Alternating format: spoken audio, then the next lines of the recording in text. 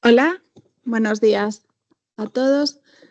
Bienvenidos a esta jornada sobre la nueva agenda urbana y los retos en las ciudades latinoamericanas. Es un honor para nosotros poder estar aquí hoy, agradecer su presencia, agradecer sobre todo su interés en un contexto en el que hacemos cosas que nos interesan a todos y que está fundamentalmente en el marco de la agenda urbana orientado al intercambio de conocimiento, al intercambio de experiencias y, como digo, aprender de cómo el urbanismo y la ordenación del territorio se están llevando a cabo a través de políticas como la vivienda o la política medioambiental en regiones tan diferentes y a la vez tan cercanas en todo el mundo. Para empezar e inaugurar esta jornada tenemos el honor de contar con la asistencia de nuestro secretario de Estado de Vivienda y Agenda Urbana, David Lucas, al que le cedo la palabra en este momento. Muchas gracias. Buenos días a todos y a todas. En primer lugar, trasladarles la bienvenida a este ministerio, el Ministerio de Vivienda y Agenda Urbana, y espero que la jornada de hoy sea una jornada fructífera. Sí quiero, en primer lugar, agradecer a ONU Habitat, aquí presente, con la responsable aquí en España, en nuestro ministerio, a Beatriz, por la colaboración fructífera que venimos desarrollando desde hace ya muchísimos años, con la presencia no solamente aquí en España, sino la presencia en este ministerio, en este edificio, en estas dependencias, que ha hecho posible pues, una labor fructífera de colaboración, de trabajo y de esfuerzo conjunto para conseguir objetivos no solamente en la implementación de la agenda urbana aquí en España, ahora haré alguna referencia, sino sobre todo en la colaboración permanente que tenemos con América Latina y con el Caribe, fruto del memorándum que en su momento se firmó, fruto del programa de colaboración que con ONU Habitat hemos venido desarrollando a lo largo de estos años, que nos ha permitido compartir experiencias, compartir programas, compartir proyectos y actuar conjuntamente, no solamente en el desarrollo aquí en nuestro país, sino también en foros internacionales, especialmente para la conformación de la agenda urbana internacional. Además, en aquella época yo estaba en la Federación Española de Municipios y Provincias y pudimos hacer un trabajo muy intenso, primero en Bogotá y luego en Quito, para poder sacar adelante esta agenda urbana internacional. Y fruto de ese trabajo y de ese esfuerzo, creo que hemos sido capaces de articular una propuesta aquí en España de implementación de la agenda urbana que, como hace pocas fechas en Ginebra comentaba con Ana Claudia, pues con la responsable de ONU Habitat, nos hemos convertido en una referencia internacional en la implementación de la agenda urbana. Quiero agradecer en este caso a la subdirección y también a la dirección general el esfuerzo que hemos venido realizando con los protocolos firmados con muchos ayuntamientos aquí en España para la implementación de la agenda urbana, que sirvieron de experiencias piloto para que otros muchos ayuntamientos puedan en estos momentos implementar la agenda urbana. No solamente han sido ayuntamientos, ya son también gobiernos regionales, comunidades autónomas y también universidades, a las cuales me referenciaré ahora mismo en mi intervención. Pero sí quiero trasladar que, fruto de esa colaboración con ONU Habitat, el catálogo de buenas prácticas es un elemento referencial para la implementación aquí, pero la colaboración con los ayuntamientos, los municipios de América Latina y el Caribe. Creo que esta jornada va a poner de manifiesto esa colaboración permanente, esa colaboración constante que se ha venido dando a lo largo de estos años y que pretendemos continuar haciendo. Creo que ha sido fructífera, que ha sido positiva y que tiene que seguir siéndolo, porque la agenda urbana no pretende ser nada más que una metodología para que los ayuntamientos puedan implementar sus propios rumbos, sus propias hojas de ruta para ayudar a mejorar la calidad de vida de sus ciudadanos y ciudadanas. Es evidente que no solamente hemos pretendido el que desde las instituciones, desde ONU Habitat, desde el Ministerio, desde los ayuntamientos, gobiernos regionales, podamos implementar propuestas de agenda urbana, sino que nos hemos querido apoyar también en las instituciones que nos van a dar la capacidad de análisis, de investigación y sobre todo de programación más acertada como son las universidades.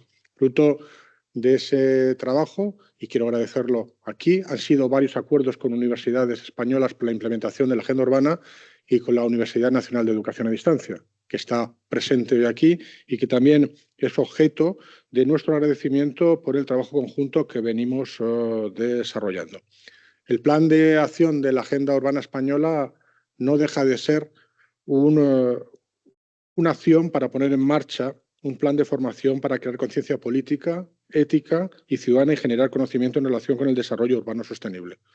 Para poder hacer eso, era imprescindible no solamente la cooperación entre administraciones, la implementación de propuestas directamente por parte de las administraciones, sino sobre todo que desde la academia, desde la universidad, yo provengo también de allí, pues podamos hacer todo lo posible para que la investigación, el rigor analítico y sobre todo el hacer posible que se formen nuevos expertos en materia de agenda urbana nos permita hacer que la agenda urbana sea hoy una realidad, pero sembrar para el futuro para que continúe siendo en las próximas fechas. Fruto de ese encuentro con las universidades, no solamente la Universidad Nacional de Educación a Distancia aquí en España, también la Universidad del País Vasco, la de Granada, de Castilla-La Mancha, de Valladolid y la Escuela de Arquitectura de la Universidad Politécnica de Madrid son actores con los que hemos conveniado para poder desarrollar propuestas que nos permitan seguir avanzando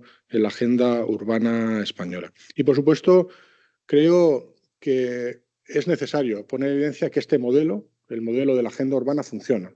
Funciona porque son muchos los ayuntamientos que, en función de los objetivos marcados, de las políticas que hemos ido diseñando entre todos, están marcando su hoja de ruta, están marcando sus propuestas para conseguir que el empleo, el desarrollo económico, el bienestar social, el estado de bienestar social y, sobre todo, la capacidad de generar desarrollos económicos garantizando la sostenibilidad sean elementos de referencia en estos municipios. Y fruto también de ese trabajo quiero poner en valor, y ha sido un trabajo intenso a lo largo de varias décadas, la referencia que ha supuesto la revista Ciudad y Territorio, Estudios Territoriales aquí en España. Creo que es una referencia para todos porque hace un análisis riguroso de las políticas urbanas, de los desarrollos necesarios para generar estructuras territoriales sostenibles, porque ha sido capaz de no solamente atender las necesidades en cuanto a las acciones que se desarrollan en España, sino también las acciones que se desarrollan en Latinoamérica y el Caribe. Son muchos los estudios, son diversas las acciones que se van a desarrollar en el futuro y de esa manera la universidad, el pensamiento científico, el rigor, la acción pública, la acción ciudadana nos va a permitir seguir avanzando en la agenda urbana internacional y, por supuesto, la agenda urbana española y la agenda urbana en los países latinoamericanos. Permítanme, además, el seguir ofreciendo nuestra colaboración, nuestra ayuda y nuestro impulso. Hace poco, en una comisión interministerial en el Ministerio de Asuntos Exteriores, precisamente poníamos de manifiesto y en valor el gran trabajo que venimos desarrollando con ONU Habitat. Creo que ese trabajo nos invita a seguir avanzando, a seguir trabajando conjuntamente y en hacer posible que ese esfuerzo que venimos desarrollando desde hace ya varios años podamos tener la previsión de seguir aumentando conjuntamente a lo largo de las próximas fechas. Es por eso que la cooperación con ONU Habitat, la implementación de la agenda urbana, el trabajo que venimos desarrollando con ayuntamientos, con universidades, con gobiernos regionales, ni mucho menos es un trabajo coyuntural, es un trabajo estructural muy arraigado en la cultura política de este país. Dense cuenta que el ministerio se llama Ministerio de Vivienda y Agenda Urbana, es decir, que ha tenido como referente, tiene como referente y va a seguir teniendo como referente la agenda urbana, una forma de entender la ciudad, de entender la realidad y sobre todo entenderla sobre la base de la participación con los ciudadanos. Yo recuerdo hace años, seguramente que muchos lo recordarán, los Objetivos del Milenio. Los Objetivos del Milenio tuvieron una dificultad en su implementación y era que no se preveyó en aquel momento la localización de esos objetivos. Es decir, que los ciudadanos entendieran la positividad de los Objetivos del Milenio. Este debate lo tuvimos intensamente, lo recuerdo, en Bogotá, en Quito, también en Nueva York, en el encuentro que tuvimos en su momento, y algunos que veníamos del ámbito municipal entendíamos que para que la agenda urbana tuviera el éxito necesario, tenía que localizarse. Es decir, que las terminales de la acción fueran los ayuntamientos, para que los ciudadanos entendieran, a su vez, que las acciones que se proponían iban a mejorar su calidad de vida.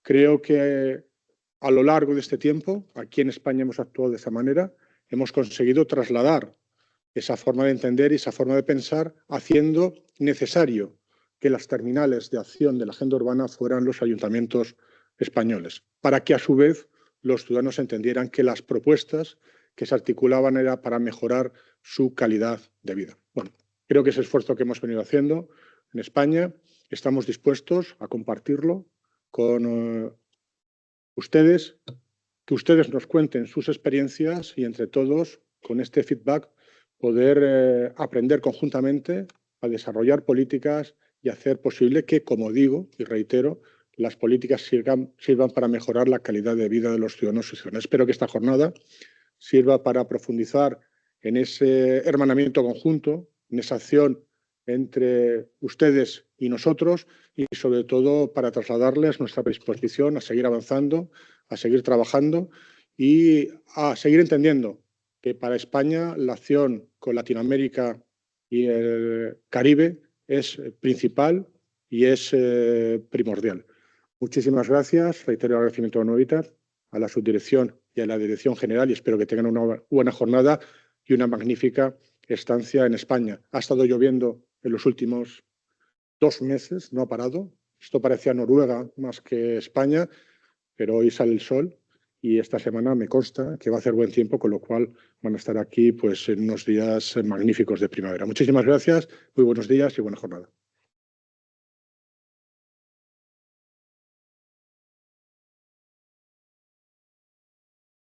Pues muchísimas gracias, secretario de Estado.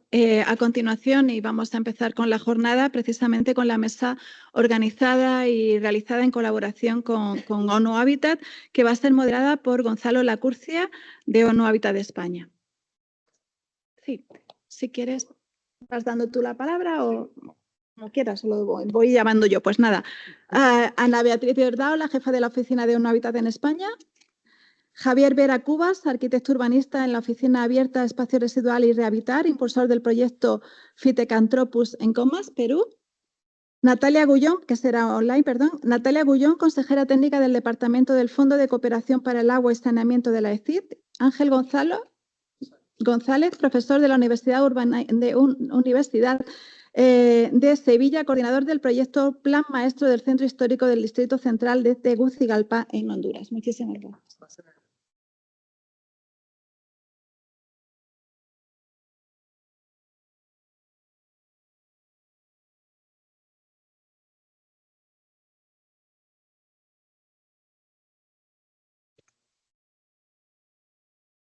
Sí, buenos días. Muchas gracias, Sonia. Muchas gracias, secretario. Bienvenidos, gracias por la invitación. Como saben, y ha referido el secretario de Estado, perdón, ONU Habitat y el Ministerio tienen desde hace ya varios años un estrecho acuerdo de colaboración y hace un par de años, un poco menos de 2 años, estuvimos trabajando conjuntamente en la elaboración de una publicación sobre buenas prácticas en proyectos de América Latina y el Caribe, que ya mi compañera Beatriz les comentará. La generación de la colaboración entre ONU Habitat y el Ministerio a los efectos de generar conocimiento, de trasladar experiencias, de generar intercambios, no solo entre América Latina y España, sino también con otras partes del mundo, ha sido una parte fundamental de nuestro trabajo como oficina ONU Habitat. Hoy vamos a pasar rápidamente a conocer 3 casos que fueron incluidos en la publicación que hemos sacado y que de alguna manera reflejan un poquito el espíritu de lo que hemos querido trasladar allí, ¿no? Primeramente le voy a dar la palabra a Ana Beatriz Jordao, quien es jefa de la oficina de ONU Habitat en España. Beatriz. Hola.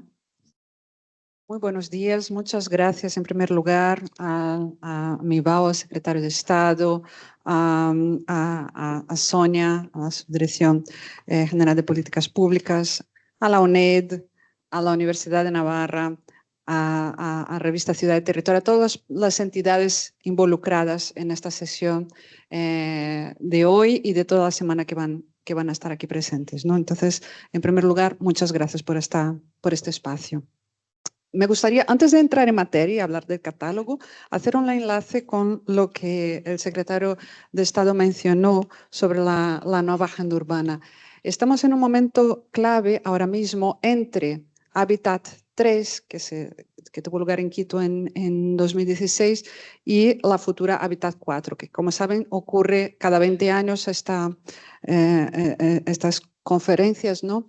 Y estamos a medio camino, es decir, la nueva agenda urbana cumple los 10 años ahora mismo y estamos trabajando en un midterm review, es decir, en la revisión de los 10 años de cara a qué vamos a hacer en los próximos 10 años. Y el secretario de Estado ha hecho referencia a algo muy importante, que es que no es que nos hemos dado cuenta, pero vamos, mundialmente todo apunta y todos entendemos que la localización de las acciones es imprescindible, ¿no? Y precisamente también me gustaría aprovechar y hacer referencia al hecho de que España no solamente cuenta con una oficina, con nuestra oficina de ONU Habitat aquí en el seno del Ministerio, donde trabajamos conjuntamente con el MIBAU, con el Ministerio de Vivienda y Agenda Urbana, sino que también hay una oficina de localización de ODS que está localizada en Bilbao. Y mi colega Marta Méndez está aquí presente y va a estar aquí a lo largo de la jornada para comentar también sobre lo que se hace, ¿no?, para aterrizar estos esfuerzos de desarrollo urbano en las ciudades, y hablar también del Road to Baku, que es encourage, o sea, invitar a que buenas prácticas sean presentadas en el Foro Urbano Mundial, que va a tener lugar en Bakú, Azerbaiyán, entre el 17 y el 22 de mayo de este año. Dicho eso, a modo de introducción, sí que me gustaría ahora entrar en materia y hablar del catálogo. Nuestro trabajo con el catálogo arrancó de una base ya muy sólida, creada y desarrollada por la Universidad de Navarra en un catálogo de buenas prácticas urbanas en España. Este catálogo se basó en todo lo que se desarrolló en términos de agenda urbana española, es decir, los 10 objetivos estratégicos se corresponden a los 10 capítulos del catálogo español, y han hecho un compendio de prácticas verdaderamente buenas que puedan inspirar no solamente en España, sino que al resto del mundo, las prácticas urbanas. Y estos 10 objetivos estratégicos, cuando nosotros hemos empezado a trabajar en lo que nosotros llamamos el catálogo americano, nos han servido de estructura. O sea, nos hemos basado en los 10 objetivos estratégicos de la agenda urbana española para trasladarlo a la realidad, adaptándola, lógicamente, no fue un espejo tal cual, pero lo hemos adaptado, estos 10 objetivos estratégicos, a los 10 ámbitos de actuación del catálogo americano. Y nos hemos enfrentado a muchas anécdotas o curiosidades al hacer esta traslación, ¿no? Porque, lógicamente, el contexto cambia. Para empezar, nos hemos preguntado qué es una buena práctica, ¿no? Porque es difícil establecer el límite de qué es bueno y qué es malo. Entonces, si pueden ver, Gonzalo tiene el catálogo en la mano. Hemos impreso muy pocas copias porque el catálogo lo hemos diseñado para que fuera descargado online en PDF con una muy fácil lectura, pero lo hemos llamado implementando la agenda urbana, la nueva agenda urbana, en contexto de América Latina. Casos prácticos, ¿no? Nosotros nos hemos enfocado en que son casos prácticos. ¿Qué pasa con la comparativa? Que es inevitable. Lógicamente, nosotros nos ponemos a comparar proyectos de España, de un objetivo estratégico, con los proyectos encontrados en diversos países de América Latina, cuyas coyunturas y vicisitudes son muy dispares, y es inevitable pensar en paralelos, ¿no? Y hacer reflexiones. Y precisamente me gustaría mencionar también el hecho de que el catálogo americano cuenta con la introducción de cada uno de sus capítulos, de sus ámbitos de actuación, que son 10, cuenta con reflexiones de expertos invitados, tanto de España como de diversos países de América Latina y el Caribe, que han sido invitados para compartir con nosotros. Son expertos, son académicos o profesionales de gran experiencia que han compartido esas reflexiones con nosotros, y les animo a que lo lean con cuidado, porque es una lectura muy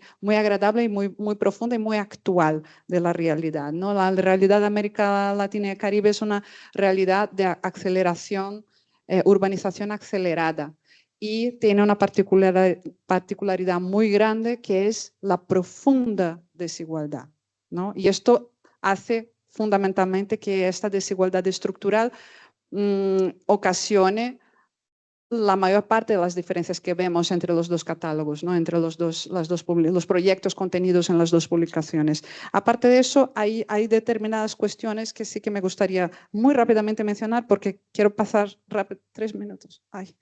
Pasar la palabra.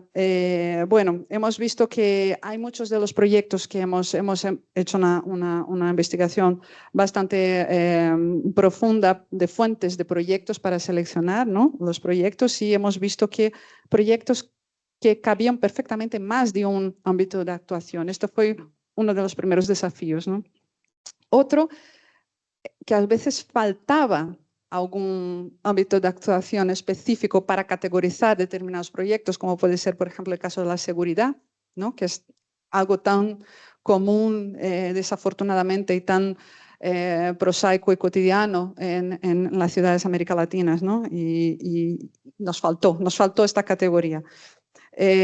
Otra cuestión también interesante fue que hemos detectado, cuando hemos sistematizado, partiendo de la base siempre de la Universidad de Navarra, del magnífico trabajo de la Universidad de Navarra, hemos sistematizado esta curaduría, y hemos detectado un volumen muy grande de proyectos que se encajaban en el ámbito de actuación de regeneración y espacio público, y en inclusión social y erradicación de la pobreza. Pero muchísimos proyectos invariablemente caían en estas dos categorías. Y es curioso también como proyectos, por ejemplo, de gestión de residuos sólidos, que aquí en España tienen un cariz más bien medioambiental, de economía circular, en América Latina siempre tenían una componente social muy fuerte, porque ya sabemos que todo el tema de las cooperativas y las personas, familias y muchísimas personas, colectivos que dependen sustancialmente de los ingresos informales relacionados a la gestión de residuos sólidos, ¿no? Estos son solamente algunas particularidades, y también habíamos hablado esta mañana cuando estábamos con los alumnos peruanos de la cuestión de la palabra sostenibilidad, ¿no? Que cuando compartíamos a veces las fichas para rellenarse por los colaboradores que nos han facilitado información de los proyectos para incluir en el catálogo, había una casilla que ponía sostenibilidad del proyecto, y más de una vez, de hecho varias veces, recibíamos como respuesta: vamos a plantar 300 árboles. Y era como de, no queremos saber cuántos árboles se plantarán, ¿no? O sea que la sostenibilidad en el sentido amplio es cómo esto va a ser durable, ¿no? Como dicen los franceses, lo de durable en lugar de sostenible. ¿Cómo esto va a continuar en el tiempo? ¿Cómo esto se va a mantener económicamente, socialmente, y medioambientalmente también, como no, pero teníamos un poco, hemos detectado en las respuestas que hemos recibido mucha tendencia en atribuir la palabra sostenible a medio ambiente, sin tomar tan en consideración las otras dimensiones de la sostenibilidad, ¿no? Bueno, pues yo creo que aquí me quedo para poder pasar la palabra a los demás panelistas. Muchas gracias. Sí, muchas gracias, Bea. Les recuerdo a todos que el catálogo está disponible en la página web de la Agenda Urbana Española. Lo pueden descargar de allí o de la página web de ONU Habitat. Yo le voy a dar la palabra ahora, voy a cambiar un poquito el orden de las presentaciones. Le voy a dar la palabra a Ángel González, quien es profesor de urbanística de la Universidad de Sevilla, director del Departamento de Urbanismo, y quien tuvo una participación en el proyecto del Plan Maestro del Centro Histórico del Distrito Central de Tegucigalpa. Ángel. Yo me voy a poner, no sé si se escucha. ¿Se escucha? Sí. Me voy a poner de pie, que no soy capaz de estar sentado y hablar a la vez. Así que, bueno, antes que nada, sí agradecer a todas las entidades e instituciones por la invitación, especialmente a ONU Habitat. Y nada, muy rápidamente, porque tenemos solo 8 minutos, contaros un poco la experiencia que tuve como coordinador del Plan Maestro del Centro Histórico del Distrito Central, que no es solo Tegucigalpa, también Comayagüela, que tuve la suerte de coordinar, que tuve la suerte porque fue una oportunidad de experimentar y de probar, digamos, nuevas soluciones que iban desde cuestiones como muy básicas ligadas a lo integral y a lo transversal, y que no tengo tiempo para contaros, donde se mezclaban pues todas cuestiones, donde intentábamos vincular de una manera útil movilidad, patrimonio, pero también sumarlo a temas de estrategias normativas, de nuevas gestiones o nuevas herramientas de gestión económica. Toda una serie, digamos, técnicas, de cuestiones técnicas que nos permitieron, de hecho todavía estamos publicando artículos sobre todas estas cuestiones, pero que no son las que hoy quería contaros, porque en 8 minutos no me daba tiempo. A ver si pasa. ¿No pasa?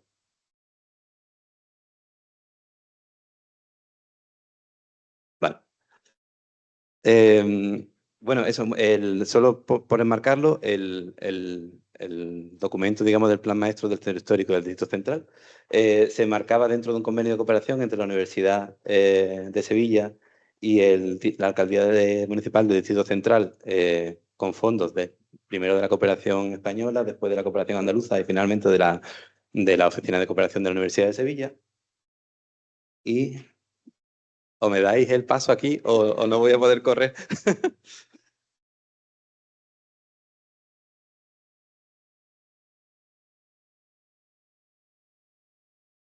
Un minuto no me lo descuente para el cronómetro. Tiempo extra. No.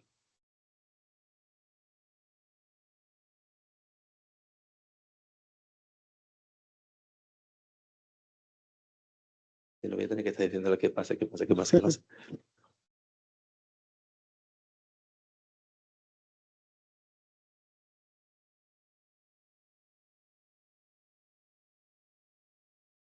Aquí estaba conectado con otro. No. Bueno, voy como en la radio, para no ir perdiendo tiempo, aprovecho los minutos que no me está contando en el cronómetro para adelantar cuestiones que vamos a ver ahora y que tiene que ver un poco con lo que han estado comentando hasta este momento. Esa idea de que la cuestión sustentable, de la cuestión sostenible, tiene en realidad muchas otras aristas desde las que poder atacarlos e incluirlos dentro de los procesos, digamos, de desarrollo urbano, pero también, lógicamente, ligado a documentos como el de la Agenda Urbana. De hecho, uno de los que vamos a... ahora sí, bien. Uno de los aspectos, digamos, que vamos a aportar nuevo y que va a tener también que ver con esa cuestión de la sostenibilidad, es que si había una parte innovadora dentro del proyecto, que era un proyecto de innovación y de transferencia aplicada, era justamente, y como ya aparecía en el nombre, la incorporación de un punto de vista un poco distinto. El proyecto se llamaba El afecto como origen de nuevas estrategias y mecanismos de innovación social y regeneración urbana sustentable. Y la palabra clave ahí era el afecto, porque la idea era, o una de las ideas principales era justamente esa, el que tengamos en la cabeza, el que teníamos que tener en la cabeza, que aunque muchas veces podíamos malinterpretar que la ciudad es parte del problema, o muchas veces incluso el problema, o uno de los problemas a los que tenemos que dar respuesta, como aparece escrito de muchas otras maneras en la agenda urbana, pero en otros documentos, la idea era partir justamente de lo contrario, de que los problemas se dan en la ciudad y que por lo tanto la ciudad puede llegar a ser una gran solución para todos esos problemas. Pero para eso era importante, y es importante, el poner a las personas dentro o en el centro de ese discurso. Por eso era importante el aportar una nueva manera de cómo hacer esa visión. Ya estamos otra vez. Así me corta todo Ahí está. Yo, de manera provocadora, también para los estudiantes, normalmente empiezo diciendo que yo vengo aquí a hablar de amor. No soy cirujano y no voy a hablar de corazones y de sangre porque me desmayo si lo pienso siquiera.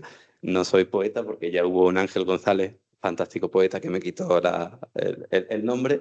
Yo soy arquitecto urbanista, entonces vengo a hablar de amor y las ciudades. Y es que esto que puede parecer, igual no tengo tiempo, pero que puede ser muy naif, muy superficial, en realidad tiene todo un trasfondo de técnicos, teóricos que han estudiado sobre lo que al final no deja de ser las relaciones que se producen entre nosotros como personas y entre nosotros y los lugares con los que vivimos. Y cómo esas relaciones son fundamentales, por ejemplo, para cuestiones de sostenibilidad. No vas a defender un patrimonio, no vas a plantear el que se conserve o se planten árboles si tú no tienes un tipo de relación afectiva, sentimental, con el lugar que quieres proteger o con el mundo siquiera o con esos árboles que vas a plantar. Todas estas cuestiones y esa mirada, digamos, más emotiva y sentimental, está desarrollado desde el punto de vista teórico, pero no hay tantos ejemplos desde un punto de vista práctico. Por eso fue un poco como el reto que nos pusimos, el cómo se podía aplicar al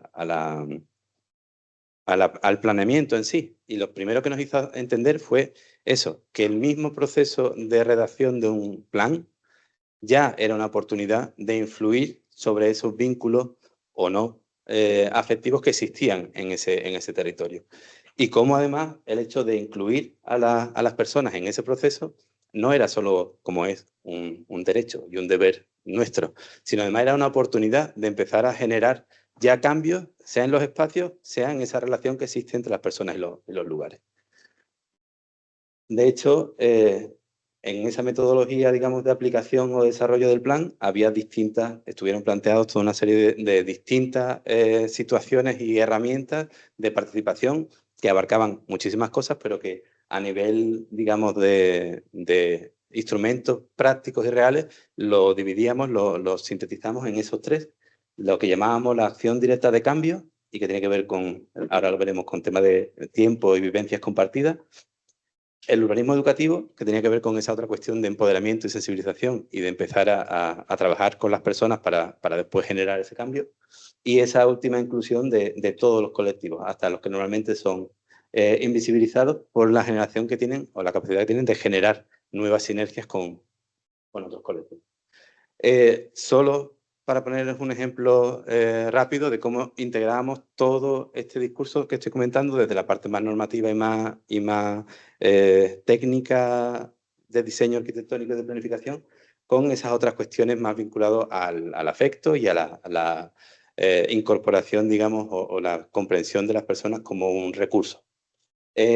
Una de las propuestas que se planteaban en el centro histórico era mejorar desde un punto de vista ambiental, pues todo el sistema de espacios libres que aparecían o que aparecen en esa zona, que tienen muchas cuestiones degradadas. Entonces partíamos de una escala general donde se veían todos esos sistemas, identificábamos algunos de esos sistemas, en este caso el río Choluteca, que es una gran oportunidad también dentro del centro histórico, totalmente abandonado y deteriorado, que podíamos incluso plantear a pasarlo desde un punto, o a trabajarlo desde un punto de vista más arquitectónico, pero ya desde aquí, desde la parte del diseño, incorporábamos una cuestión distinta, que es que planteábamos que las personas podían empezar a generar ya un cambio y podían empezar a generar ya una realización de esa propuesta de proyecto. Con lo que trabajamos un poco tipo IKEA, haciendo una serie de instrucciones que pudieran ser fácilmente entendibles por cualquier persona y que ya permitieran que cualquier ciudadano, cualquier grupo de ciudadanos pudieran empezar a generar ese proyecto de río, que a su vez tenía que ver con esa estrategia de generación más grande de espacios verdes, pero empezar a hacerlas ya y usando a esos ciudadanos como recurso. Una de las cosas que también insistíamos en los talleres y en todas estas cuestiones era que eso mismo que le estoy diciendo a ustedes se lo decíamos a las personas. Y las personas nos decían, bueno, sí, pero no, seguro que no. Si no tenemos recursos, si no tenemos dinero, si no tenemos conocimiento, si no tenemos muchas cosas. Entonces, una parte fundamental de esa metodología y que se enganchan con todas esas otras cuestiones que estábamos hablando más afectivas, fue la generación de una serie de acciones que realmente pusieran en evidencia que se podían empezar a hacer esa transformación solo con los ciudadanos. Una de ellas fue esta, las acciones reversibles de bajo coste en una de las zonas también ligadas al río, pero en este caso vinculado a un inmueble patrimonial, la antigua Casa Presidencial.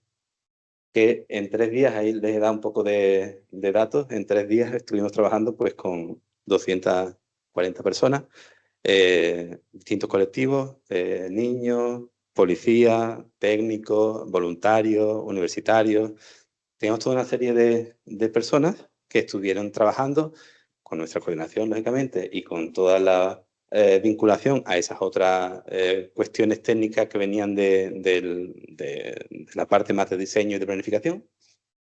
Y, bueno, pues en esos 3 días generamos no solo una mejora de ese espacio sin recursos, sino que lo que a mí me interesa más es que justamente lo que también fue una cuestión importante es esa transformación a nivel social, que es fundamental para esa otra cuestión que hablábamos de la sostenibilidad o de la conservación o de lo que queráis un poco ponerle el apellido, pero de esa durabilidad en el tiempo.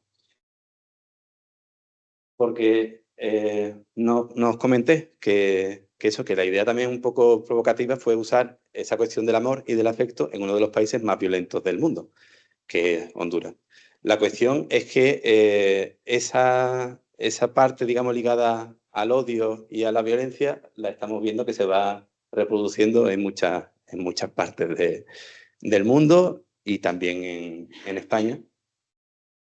Con lo que yo lo que quería un poco hacer ver y acabar esta pequeña charla era viendo las consecuencias y las capacidades que tenemos como técnicos y que tiene el planeamiento simplemente por el hecho de realizarlo, de elaborar esa redacción de esos documentos de una manera especial, donde en mi caso la cuestión principal fue esa de poner a las personas y aquello que nos hacen personas, que es las emociones, el afecto, en primer plano, pues ver cómo las mismas personas ya demuestran en sus relatos que ha habido ese cambio.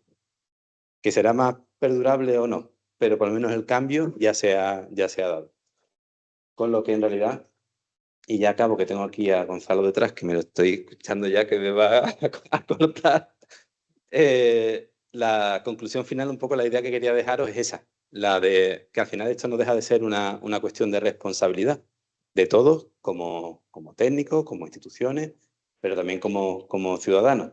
Y entender un poco que el no hacer nada no es una opción. El no hacer nada es seguir, digamos, manteniendo la situación que ya existe.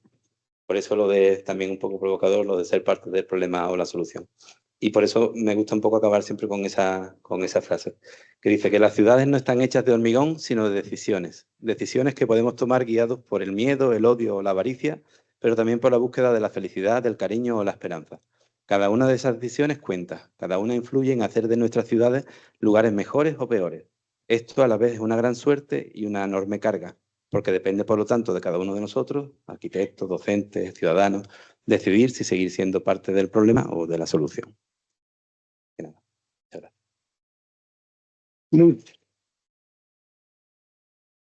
Muchas gracias, Ángel.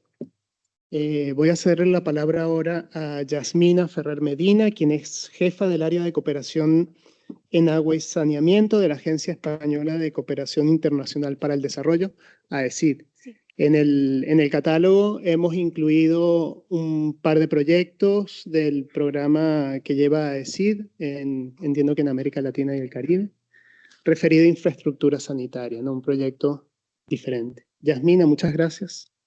No, gracias a vosotros. Buenos días a todos. Lo primero de todo, dar las gracias a ONU Habitat por habernos invitado a esta jornada, que tiene muy buena pinta, es muy interesante.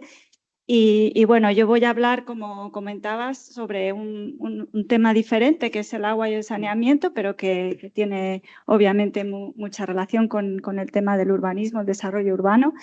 Y bueno, y también vinculándolo con la primera presentación, también es fundamental todo el tema social y la participación social en estos proyectos para que sea sostenible, ¿no?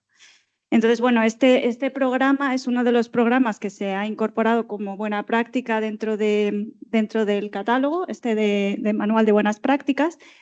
Es un programa en el que participó el Fondo de Cooperación para Agua y Saneamiento, que es el principal instrumento que tiene la cooperación española en el ámbito del agua y el saneamiento en la región de América Latina y el Caribe, que viene trabajando desde el año 2009 y ha hecho, bueno, multitud de proyectos, ¿no? Entonces, este proyecto tuvo lugar en Nicaragua y se intervino en 19 ciudades, que son las que podéis ver ahí, ciudades de muy diverso tamaño, ciudades grandes, ciudades más pequeñas, y fueron intervenciones integrales, en el sentido de que no solo se ejecutó infraestructura, sino que hubo una componente muy importante de fortalecimiento institucional, un acompañamiento técnico también bastante potente y una componente social que es esencial en este tipo de programas. Como veis, la financiación fue muy importante porque fue una operación de blending en la que participaron muchos organismos, instituciones, 337 millones de dólares y se ejecutó entre el año 2014 y 2021. Bueno, aquí un poco los desafíos del proyecto. En aquel entonces, bueno, Nicaragua, como muchos países de Latinoamérica, se enfrentaban a unos retos muy importantes en cuanto a la situación de los servicios de abastecimiento y saneamiento, con unas brechas muy grandes, sobre todo en entornos rurales, pero también en zonas urbanas que las coberturas son más altas, bastante más altas, pero como veis ahí, en 2005 el 77% de los hogares pues no tenían una buena calidad del servicio, no tenían un servicio continuo ni muchas veces con la calidad de agua necesaria, ¿no? Con los impactos o las consecuencias que este tipo de situaciones tienen en la salud, en la educación, en la economía, ¿no? En general. Y bueno, otro desafío también era la capacidad institucional. ENACAL es la entidad nacional de acueductos y alcantarillados de Nicaragua, que es la que lleva la planificación y la gestión del servicio en el país. Y bueno, pues debido a su limitada capacidad, pues esta era también un reto del proyecto, el fortalecer a ENACAL. Bueno, estos serían los objetivos del proyecto. El primero de todos, mejorar el acceso a servicios de agua. Esto implicaba la ejecución de redes, de depósitos, plantas de tratamiento, en 19 ciudades, que fueron las que se actuó, pero también se abordó preinversión. Se destinó parte de la financiación a preinversión para darle continuidad y conseguir que hubiera una segunda fase y preparar proyectos para esa segunda fase, trabajando hasta en 36 ciudades. Luego, el segundo objetivo era el del fortalecimiento institucional, esa componente que comenté que es muy importante para lograr no solo ejecutar las infraestructuras, sino que unos operadores del servicio con capacidad de gestionar adecuadamente esas instalaciones, ¿no? Con parámetros de eficiencia y calidad. Y por último, el conseguir también implantar en el país capacidad para gestionar programas de este tipo de inversión de esta magnitud, ¿no? Bueno, ahí podéis ver lo que fue el blending financiero, con una parte importante de donación del gobierno español, 60,5 millones, y de la Unión Europea, 50 millones. Parte de la financiación fue gestionada por el BID y también hubo 3,79 millones que se ejecutaron a través de una operación de canje de deuda. Luego está la parte de préstamo, que también hubo, 60 millones del BEI y 76,9 millones del BCE. Entonces, como veis, una financiación importante con algunos apoyos adicionales se llegó a 259 millones de euros. Pero luego, durante la ejecución del proyecto, se fueron uniendo otros aportes. El propio gobierno de Nicaragua puso financiación, se unió la GIZ también, se llegó a más de 320 millones. O sea que hubo un efecto de apalancamiento de fondos muy grande. Estos fueron los resultados alcanzados. Las mejoras en agua potable, se intervino en 14 ciudades, se construyeron 9 plantas de potables, se benefició a más de 540.000 personas con acceso nuevo o mejorado a sistemas de abastecimiento. En saneamiento se intervino también en 14 ciudades, se construyeron 13 plantas de tratamiento de aguas residuales y se benefició a más de 240.000 personas con acceso nuevo o mejorado a sistemas de saneamiento, con todos los impactos asociados a implantar este tipo de servicios, la mejora de la calidad de vida, la mejora en la salud, la mejora en el efecto que tiene también en la promoción de la igualdad de género. Bueno, y esos 49 proyectos que también se financiaron para darle continuidad en el futuro a estos programas. Y por último, quería resaltar los factores de éxito, ¿no? que han sido, yo creo, los que han motivado que se incluyera este programa como buena práctica en el catálogo. El primero de todos, y fue muy importante, es la articulación de actores, porque aquí intervinieron multitud de organismos internacionales y nacionales también, como habéis visto. Entonces, era un reto la articulación de estos actores y se trabajó mucho desde el principio esa articulación. De hecho, se firmó un memorándum en el que se definía cuál iba a ser el rol de cada una de las instituciones y cómo se iban a coordinar entre ellas, buscando las fortalezas también de cada una de ellas. De hecho, pues, por ejemplo, se contrataron 2 asistencias técnicas que fueron contratadas por 2 de los organismos, pero dieron servicio a todo el programa. Se construyó una matriz de resultados conjunta, el fortalecimiento de los operadores en cada uno de los municipios se hizo de manera coordinada también. Cuando en algún proyecto concreto no se alcanzaba la financiación o había algún problema, se intentaba compensar con financiación de otra componente. En fin, que hubo mucha flexibilidad y mucha articulación y eso, sin duda, fue uno de los factores de éxito de la operación. Hubo un apalancamiento de fondos muy grande, como habéis podido observar, lo cual generó ese programa tan grande que tuvo tanto impacto. El tema del fortalecimiento institucional, hubo también una buena predisposición de NACAL para implicarse en el proyecto, lo cual favoreció mucho también esos procesos de fortalecimiento. Y luego toda la parte de estrategia social, participación comunitaria, enfoque de género, se preparó una estrategia social, se creó una unidad específica para implantar esta estrategia e incluía temas de género, temas para fomentar la participación ciudadana, para implicar a los ciudadanos en el proyecto, temas de sensibilización que son muy importantes, campañas para sensibilizar a la población en el cuidado del recurso hídrico, en la sensibilización con temas de higiene, en fin, todos los aspectos que son clave, fundamentales para lograr la sostenibilidad.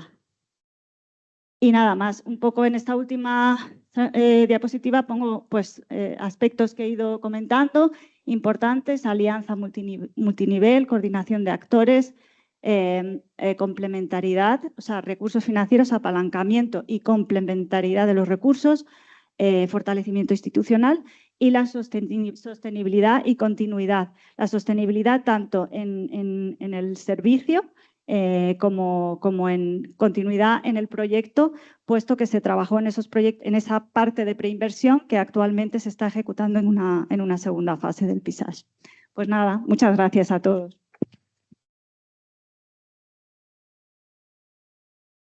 Muchísimas gracias, Yasmina. Al principio vimos la presentación de Bea sobre de qué se trataba la publicación. Luego hemos podido ver a Ángel explicando un proyecto que fundamentalmente es de ordenación territorial o ordenación urbana, pero con un enfoque, yo diría que particular y radicalmente diferente a lo que estamos acostumbrados.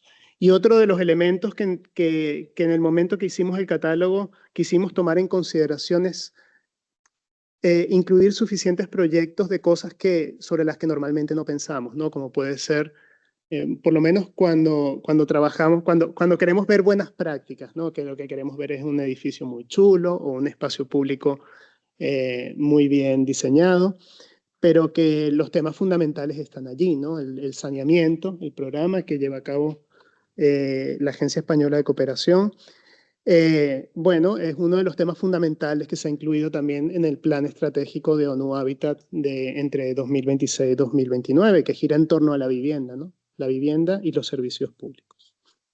La cuarta intervención que vamos a tener ahora es ya de una escala mucho más pequeña, una escala mucho más local, comunitaria. Nos acompaña vía internet Javier Veracubas, quien es arquitecto urbanista en espacio residual e investigador principal del CONUR, de la Politécnica Universidad Católica de Perú, de Lima, Perú.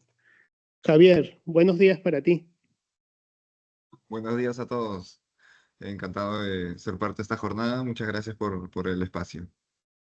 Te escuchamos y te vemos. Adelante. 8 minutitos, Javier. Dale. Bueno, este es el Cerro Elefante, es el apu protector del barrio de La Balanza. Despertar al elefante y hacerlo bailar es el sueño que acompañó a mucha gente aquí desde que llegamos en el año 2007. Quizás ustedes conozcan esta canción infantil que dice: 1, 2, 3 elefantes se balanceaban sobre la tela de una araña, como veían que resistía fueron a llamar a otro elefante más. Poner cosas en la balanza, andar sobre cuerdas muy finas que nos atrapan, resistir y llamar a más gente ha sido nuestro ejercicio durante estos 18 años, en los cuales hemos intentado cruzar una serie de puentes de los que les voy a hablar a continuación. Lima es una ciudad de más de 10 millones de habitantes que está dividida en 4 Limas y a su vez en 43 distritos. El distrito de Comas se divide en 14 zonales y la zonal 2 en 43 asentamientos humanos. Cada una de esas pequeñísimas unidades territoriales tiene su propia dirigencia y sus propios proyectos que deben gestionar por separado en cada una de las instancias gubernamentales asignadas a cada tema específico. Si quisiéramos dar respuesta a las demandas de todos los asentamientos humanos de Lima, haría falta el presupuesto total de la nación. Es decir, esto es un modelo de gestión de territorio absolutamente inviable. Esta fragmentación es uno de los principales problemas de nuestra ciudad y es también un estado mental colectivo, de modo que las visiones que somos capaces de construir y las inversiones que dedicamos a intentar alcanzarlas resultan igualmente fragmentadas.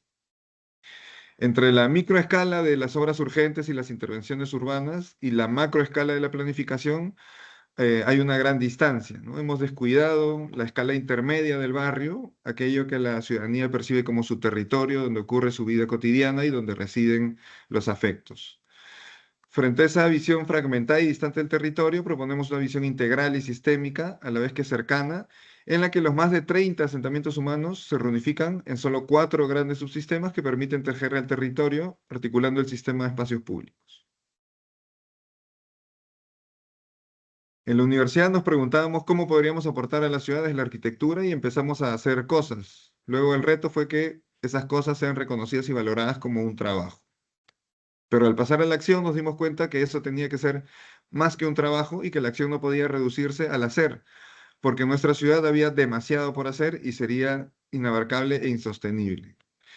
La acción como hacer pensante nos llevó, más allá del voluntariado y el activismo, a desarrollar el Fitecantropos como un proyecto de investigación-acción en el que más que dar respuestas, buscábamos plantear nuevas preguntas enunciadas desde otro lugar. En la Nueva Lima, formada por oleadas de migraciones internas desde 1940, hacia los años 80 emergía una nueva forma de ciudad y ciudadanía en medio de un conflicto armado interno por problemas estructurales que hasta hoy no hemos resuelto.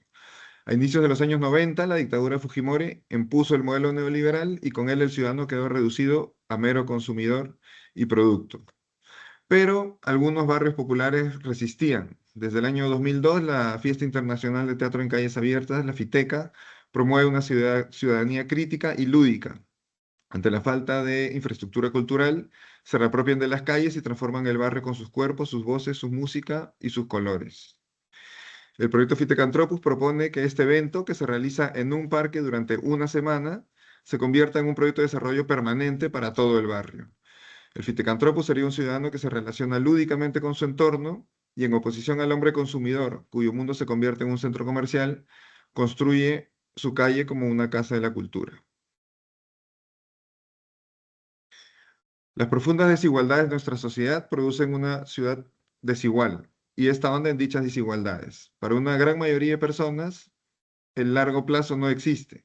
Mientras la vida se posterga siempre para mañana, el hoy se limita a la pura supervivencia.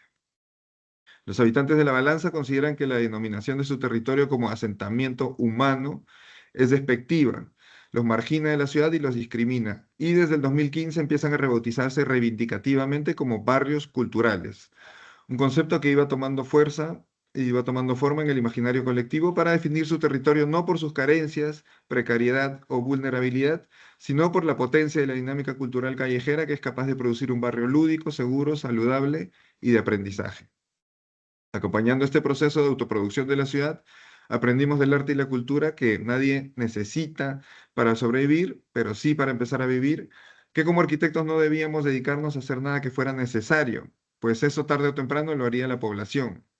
Por eso la transformación de un comedor donde se atiende la necesidad básica de alimentar el estómago, en un centro cultural comedor donde se alimenta también el espíritu y la mente. Con la transformación de su espacio, las señas pasaron de ser las queridas cocineras del barrio a visionarias y pujantes gestoras culturales. La ciudad es una obra abierta, el balbuceo de la Torre de Babel que, al hacer muy difícil que unos y otros nos entendamos, nos obliga a participar de su construcción colectiva, siempre compleja e incompleta. En ese sentido nos preguntamos quién tiene que participar y quién no ha participado. Proponemos invertir la mirada de proyectos participativos, donde uno llega a un territorio e invita a la gente a participar de su propuesta, a procesos participantes, en los que uno es el que participa de las cosas que ya suceden.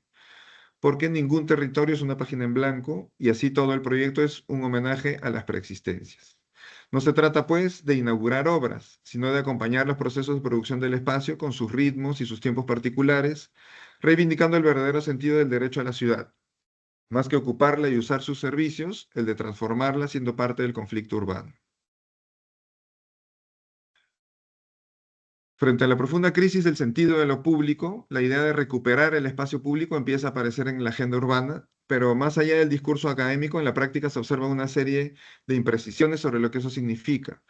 Distinguimos varios tipos de intervenciones que predominan en Lima, que son acciones aisladas y visuales, orientadas más al espectáculo, al ornato municipal y al control social que al uso y la apropiación ciudadana. Resalta la brecha entre los enfoques teóricos críticos y las prácticas institucionales, una brecha que podría no solo perpetuar la crisis del espacio público, del abandono del espacio público, sino derivar en una nueva crisis, la de su vandalización. Lo esencial en el espacio público es la yuxtaposición, el encuentro, desencuentro y encontronazo entre diferentes que comparten el mismo espacio al mismo tiempo, todos juntos, todo junto. Aquí, en estas imágenes que ven a la derecha, todos los días hay la misma discusión. Los niños dicen que eso es una resbaladera, los jóvenes que es un skatepark y los artistas que es un anfiteatro.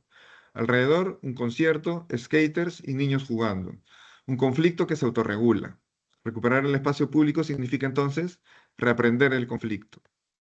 Aquí transformamos un muro que dividía 5 asentamientos humanos en una banca que los reúne, un parking de autos en una plaza para los niños. El lío que se armó cuando desarrollamos el proyecto.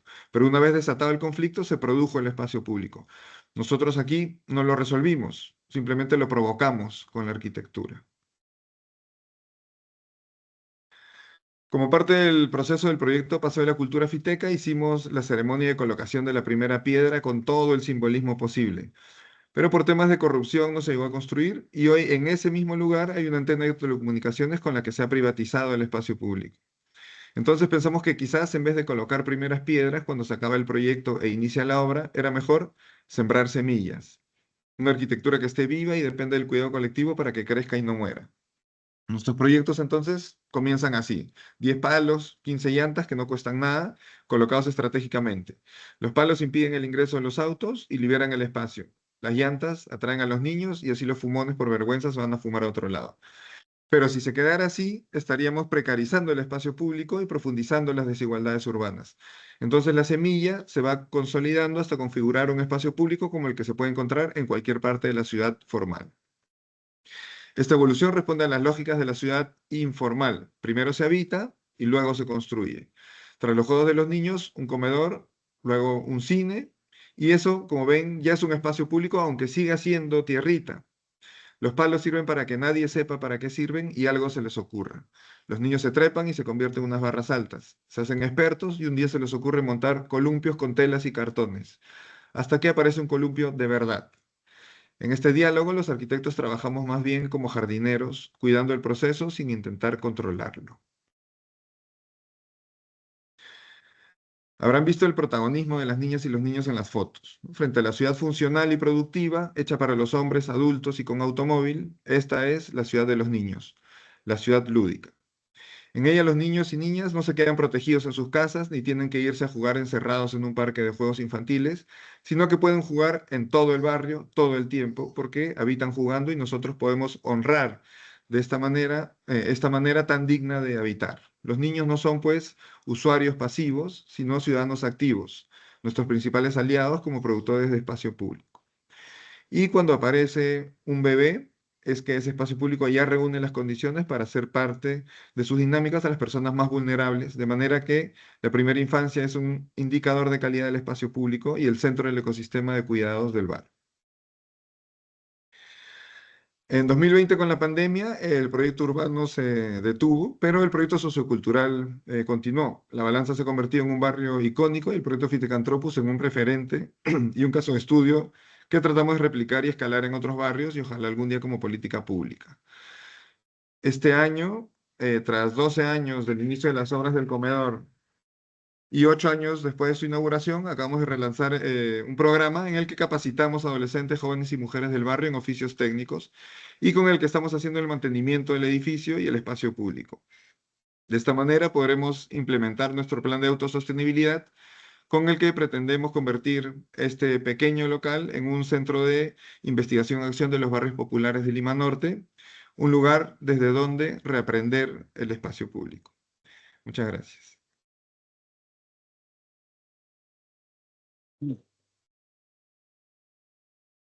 Muchas gracias, Javier. Muy sugerente la presentación. Nos hemos quedado un poquito sin tiempo, ¿vale? Vamos un poquito tarde, pero yo no quería que cerráramos esta sesión sin una breve intervención de Bea que se ha dejado algo en el bolsillo para el final. Gracias. Gracias, Gonzalo. Es un minutito nada más. Quería comentar que en el marco de esta colaboración muy fructuosa con el Ministerio de Vivienda y Agenda Urbana, estamos trabajando en un segundo catálogo. Ni siquiera lo vamos a llamar catálogo, vamos a denominarlo de una manera un poquito más distinta porque no va a ser tan ambicioso en términos cuantitativos como el primero, va a ser más bien un compendio o un portfolio de casos prácticos orientados a la vivienda, una vez que nosotros en ONU Habitat tenemos un nuevo plan estratégico para 2026 a 2029 y está enfocado en vivienda, el suelo y los servicios básicos. Nuestra directora ejecutiva, Ana Claudia Rosbach, comentó y muy acertadamente el hecho de que aquí en España se trabaja de una manera muy exitosa en términos de implementación de la nueva agenda urbana, ¿no? Es un caso, España es campeona, es un referente en este sentido y nos alegra mucho ver, y lo vemos a través de, por ejemplo, los casos que están recopilados en este catálogo y se verán también recopilados en la siguiente publicación orientada a la vivienda en América Latina, que también en otras partes del globo y en concreto también en la región de América Latina con la que España tiene tan fuerte relación, hay muchos casos inspiradores. Hemos visto aquí un caso específico pues, de cariño y amor, un caso de agua y saneamiento enfocado también con cuestiones sociales, espacios públicos vibrantes y espontáneos. Es decir, hay mucho ocurriendo y si bien sí reafirmo lo que el secretario de Estado mencionó sobre la posición de referente y el dar la enhorabuena otra vez a España por el excelente trabajo de implementación de agenda urbana que se está ejecutando y también reconocer este trabajo que se hace en otras partes del planeta, ¿no? Y en América Latina en especial. Muchísimas gracias nuevamente por esta oportunidad y bueno, espero que tengan una excelente jornada. Vale, muchísimas gracias, Bea, muchísimas gracias, Ángel, Yasmina y Javier desde allí, desde Perú. Sonia, adelante. Muchas gracias.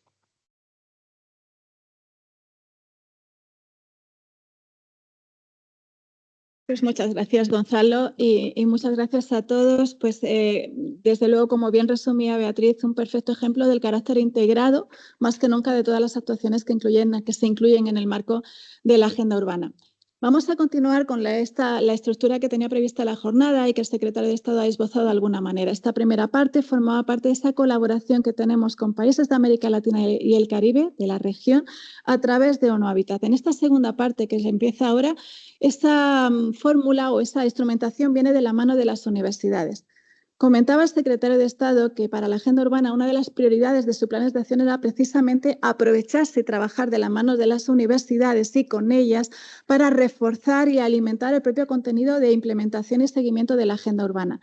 Para ello se firmaron una serie de protocolos, en total 7, uno de ellos precisamente de la mano, como comentaba el secretario de Estado, de la Universidad Internacional, de la Universidad Nacional de Educación a Distancia, Española de Educación a Distancia, que es la responsable de esta siguiente jornada y que también ha colaborado con nosotros en la organización de esta siguiente mesa. Pero no solo, además, como ha mencionado el secretario de Estado, estaban las universidades de País Vasco, la Universidad de la Escuela de Arquitectura de la Universidad Politécnica de Madrid, la Escuela de la Universidad de Navarra y, por supuesto, también la Universidad de Navarra. Y no me gustaría dejar pasar esta oportunidad de precisamente volver a saludar en esta ocasión en público a toda la delegación de compañeros que vienen desde Lima, Perú, precisamente en el marco de la Semana Internacional de la Universidad de Navarra y que hoy nos acompañan aquí. Esperamos que esta jornada les resulte realmente interesante y que todas estas experiencias, y que conste que ha sido casualidad lo de que haya precisamente una experiencia vinculada a Lima, le puedan resultar de interés. No me enrollo más. Muchísimas gracias a todos los participantes en la mesa. Y ahora sí voy a dar parte a esa segunda mesa que estará moderada por Marta Lora Tamayo, catedrática de Derecho Administrativo de la UNED, de la Universidad Nacional de Educación a Distancia, y también por Claudia Acosta, profesora de la Fundación Getúlio Vargas de Brasil. Millones de gracias.